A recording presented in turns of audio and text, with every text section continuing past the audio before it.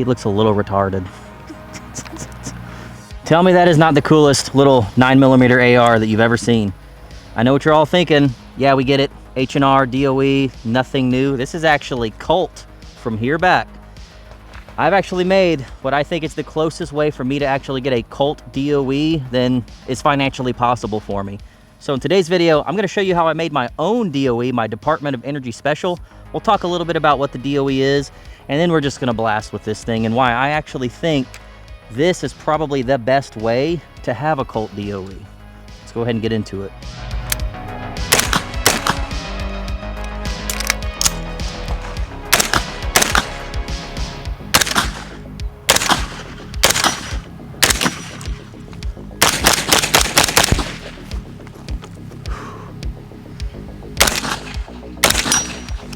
Nice.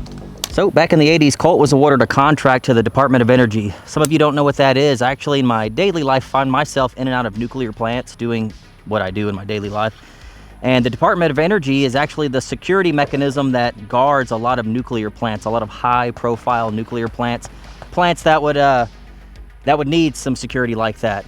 Guys that are actually packing some heat. In the 80s, Colt was awarded a contract from DOE to produce a 9mm carbine to keep overpenetration down. The guards at these plants needed something that was capable, had a little bit of distance, had a little bit of knockdown power, but would not overpenetrate because it's a nuclear plant, for crying out loud. So what they came up with was this. So you might not be familiar with it, but Colt actually already had the 635, which is what this gun started life as. It's about a 10-inch barrel, A1, 9mm Colt. It's basically exactly what you're seeing here, but with a slightly longer barrel, and it looks like this. They take modified Uzi mags, but eventually they just sort of started making their own. You can get a lot of these 32 rounders. There's 20 rounders. These are actually made by C Products. You can get some from ASC, and they're pretty freaking cool. What Colt ended up doing was just using regular AR-15 lowers. You'll actually see some pinholes here, these roll pins. Should be 3 of them. Pop, pop, pop, pop. And what they actually did was they inserted a plastic mag well that can hold the Colt stick mags, and it has a fixed ejector on the inside.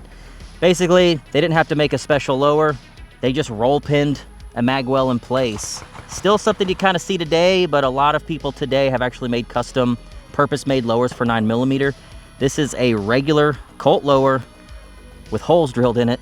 Pretty crude, but that's just how they did it back then, and it works really good. So, like I said, Colt already had the 635, and a telltale sign that you have a 9mm Colt from way back in the day. They're all going to have A1 carry handle uppers. They're all going to have this plastic puck here that has 2 jobs. Number 1, it's a shell deflector, and it's actually a little bit of a gas deflector. This is a blowback action. A lot of gas is spitting out of this thing, and for a righty, that gas would come right back in your face. So this little guy here has 2 jobs. Kind of a cool look. Dead giveaway that you're looking at an early Colt 9mm. And a trimmed trap door here. A little dust cover. It's a factory dust cover, but it's trimmed, literally cut, so that it can swing past that puck.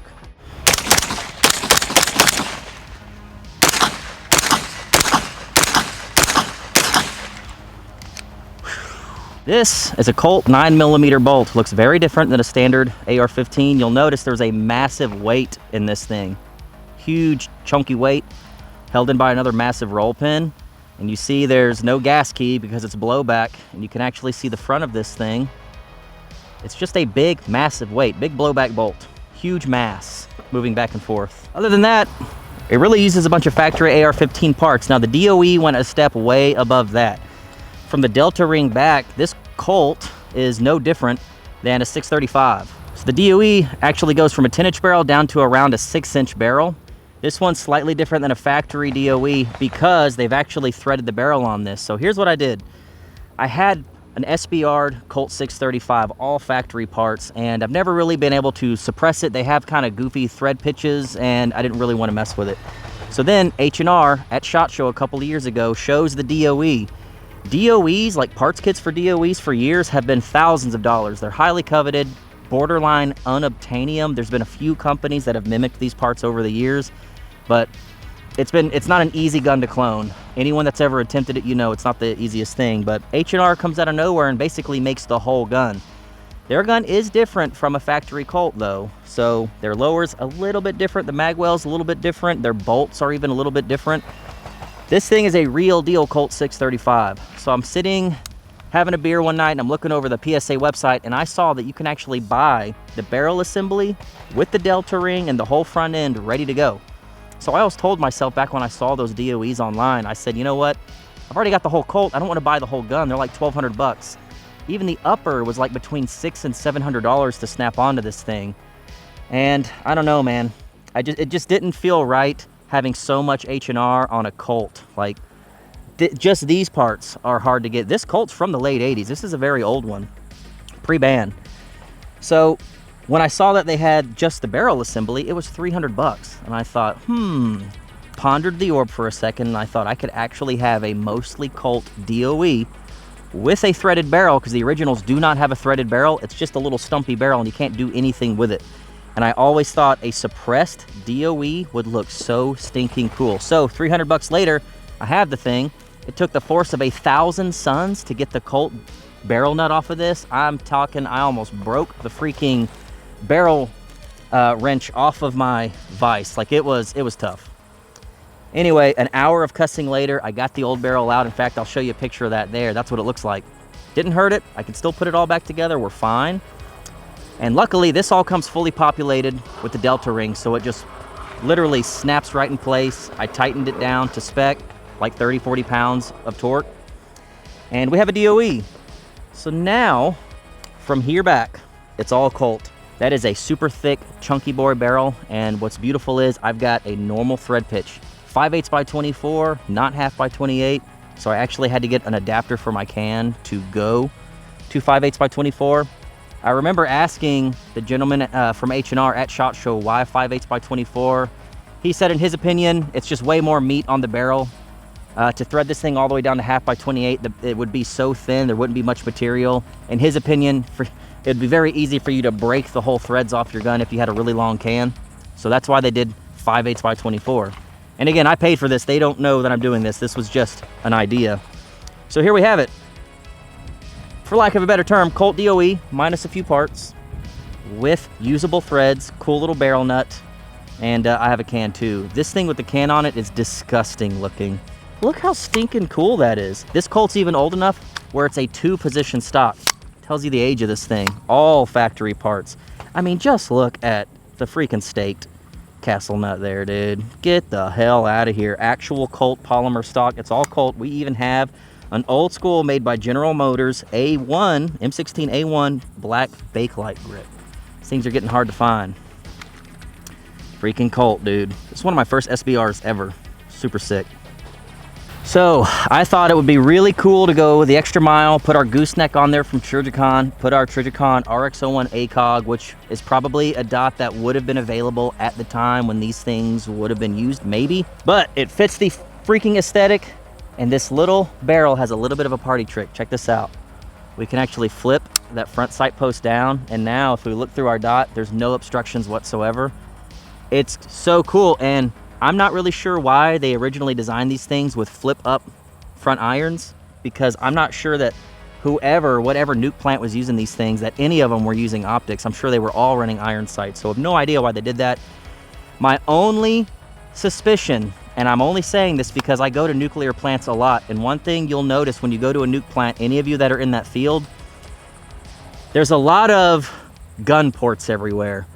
There's literal like AR-500 steel corners everywhere with little flip down gun ports everywhere. They're literally all over the place. The gun towers have little flip open doors for gun ports. They're everywhere, even inside of office buildings. My guess is this was maybe put there to push through a gun port, have less grabby bits to push through and just shoot at someone who was trying to Allah Akbar the place, okay? That's the only thing I can assume. Total conjecture. I have no idea if that's true, but it's really the only thing that makes sense at that time period. The last little party trick this thing has is this little flange here. I can only guess it's to keep your hand from going too far forward to sweep your fingers with your muzzle. It's just a little flange. Or it's meant to jam into one of those gun ports, which are all over nuke plants.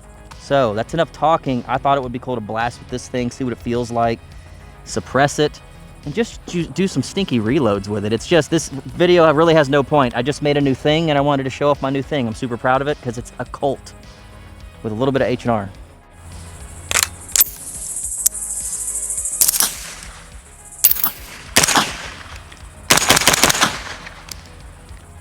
That's cool and all, but I feel like we could make it way cooler. Bruh. That's an old Dead Air Wolf 9 SD. I say old. They haven't made them in like 10 years maybe? Been a long time. Wolf 9 SD with the Dead Air 5/8x24 adapter. It's got a 10mm end cap on it. Let's fucking rock and roll, dude. That felt so cool. All right, check the end cap. We're on safe. I think we're good, y'all.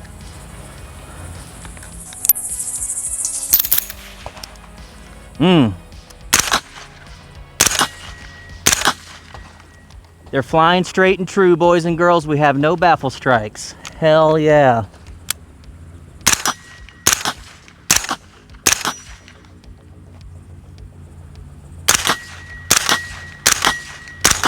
Dude.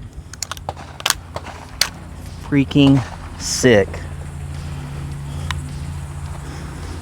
That's a far one. Try that. Oh. Oh. Oh. Woo. 4 for 4, baby. That's about 75 yards. We're in our guard tower, right? Doing our thing. Homer Simpson's running the plant. Everything's good. Then this guy walks in. Oh, yes. That sounds so cool. Something else they probably would have done in the 90s is tape their mags together like such. Bros. Ugh. Bros. There's gonna be an Easter egg on the other side of the mag. The OGs of the channel will get it. Hell yeah, dude. Oh, God, it's so good. So good. Let's go long and close. Hell yeah, dude. This is like, this gun used to be unobtainium not too long ago.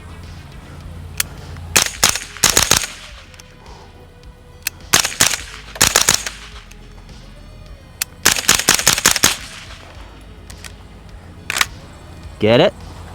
Ooh. What does that say, Kula? What does that mean? What does that even mean? Some of my Serbian friends will have to tell me. Oh, God, it's so cool. So stinking cool.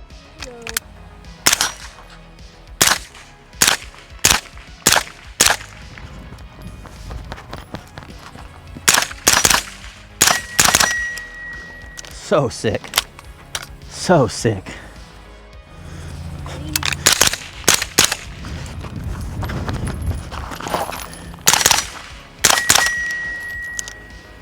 Oh, so badass. Oh, I didn't get to do the reload I wanted to do.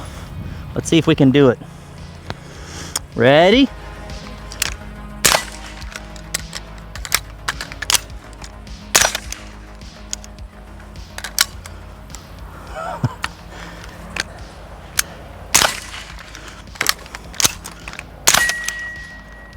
Sick.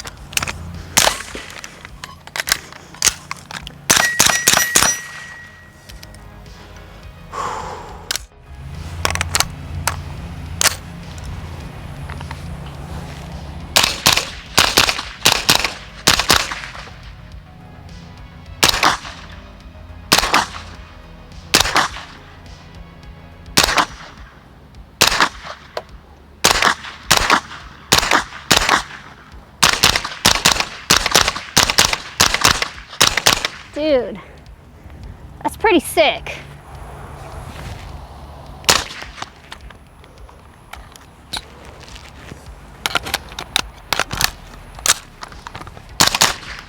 Done.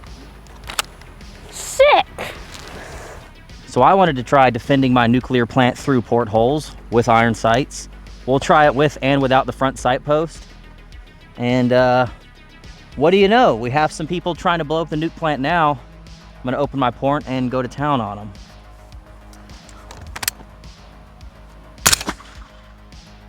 Well, these irons might need to be zeroed. So, with my eye, might need to zero them. With my irons, I'm hitting like 3 feet to the right. So, we'll try no irons now. Here we go. Ready? What? What?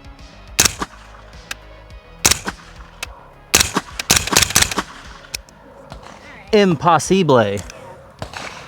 Oh, the can was loose. That might be why. I'll try a couple of shots.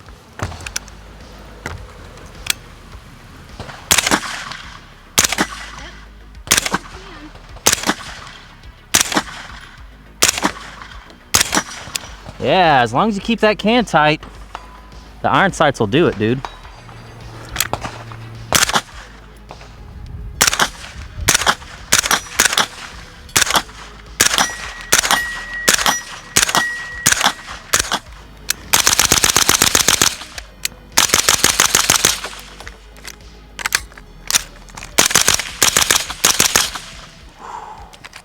Cool.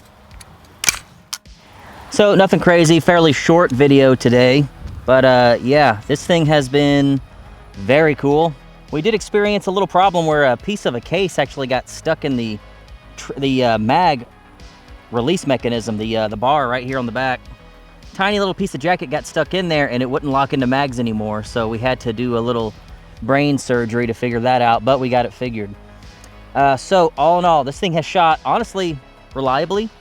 Super dirty because it's blowback suppressed, so it definitely needs to be cleaned. But when it is clean, I found it to be very, very freaking reliable. So just a thought.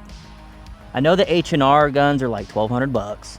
You can still find these Colt 635s. A lot of them are going to have the 16-inch barrels. Let's just say, if you wanted like as close as you can get to a Colt DOE, definitely not the cheapest way to do it. This is horrible advice, but you could buy one of those and just swap the H&R barrel into it, and to the naked eye, the whole gun's Colt, and it's probably about as close as you can get without spending thousands of dollars to get a real DOE. But honestly, dude, the H&R stuff is so close.